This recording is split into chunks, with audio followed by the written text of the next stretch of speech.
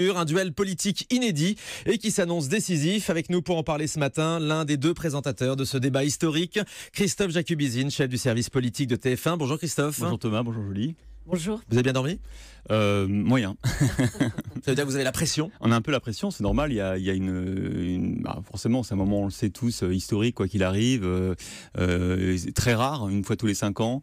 Donc quand on est désigné pour le conduire, c'est évident qu'il y a de la pression. D'autant plus qu'il y a une semaine, si on vous avait dit que vous alliez vous retrouver ce soir sur le plateau entre Emmanuel Macron et Marine Le Pen, vous l'auriez cru honnêtement? Alors il y a une semaine oui, il y a 8 jours non.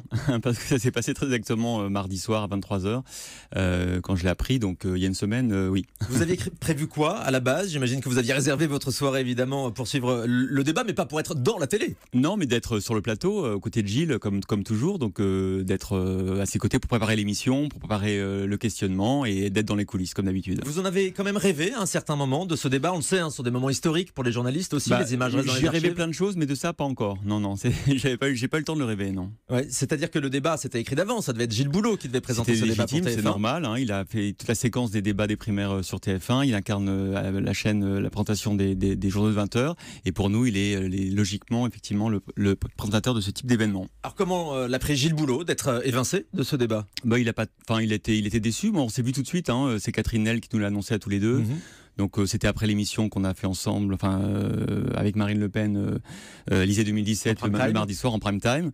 Et donc Catherine nous a pris à part après et nous l'a dit. Donc moi j'étais d'abord sincèrement extrêmement triste et déçu pour Gilles, parce que je l'aime beaucoup, parce qu'on travaille ensemble depuis 5 ans tous les jours. Oui, qu'il n'a jamais présenté cet exercice, contrairement à David Pujadas qui l'a déjà fait. Exactement. Donc voilà. Et puis, mais bon, comme d'habitude, Gilles a été formidable. Il m'a tout de suite dit, mais tu vas le faire, tu vas très bien le faire. Je suis content pour toi. Vous pensez que ces deux présentateurs vedettes, David Pujadas pour France 2 et Gilles Boulot, ont été sacrifiés?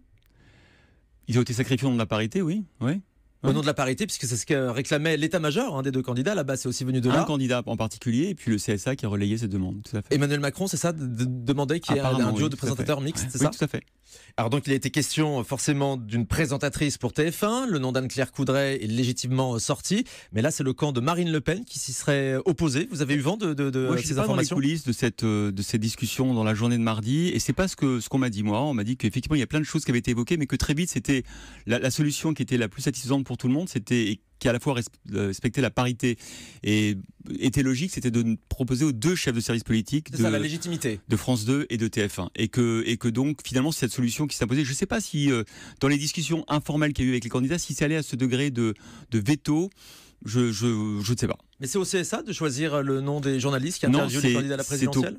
Alors c'est pas au CSA, le candidat n'a qu'un rôle effectivement d'organisation, de passeur entre les deux candidats, c'est plutôt au candidat. C'est-à-dire qu'effectivement, en 2002, Jacques Chirac refuse de faire le débat, on lui impose pas. Face à Jean-Marie Le Pen. Face à Jean-Marie Le Pen. En 2017, comme dans les exercices précédents, c'est un duel. C'est d'abord un duel, c'est d'abord une confrontation des deux candidats. Donc ils ont le droit d'imposer certaines conditions, la température de la pièce, le nombre la durée de l'émission, les thématiques. Et jusqu'au choix des journalistes. En tout cas, c'est pas comme ça qu'ils l'ont présenté là. Ils ont demandé que la parité. Oui, mais dans les faits, c'est ça qui se passe. La parité. Pour le reste, c'est comme nous qui avons choisi qui incarnerait France Télévisions et TF1 après des discussions en interne. Donc voilà, ils ont le droit de demander la parité. C'est ce qui s'est passé. Mais donc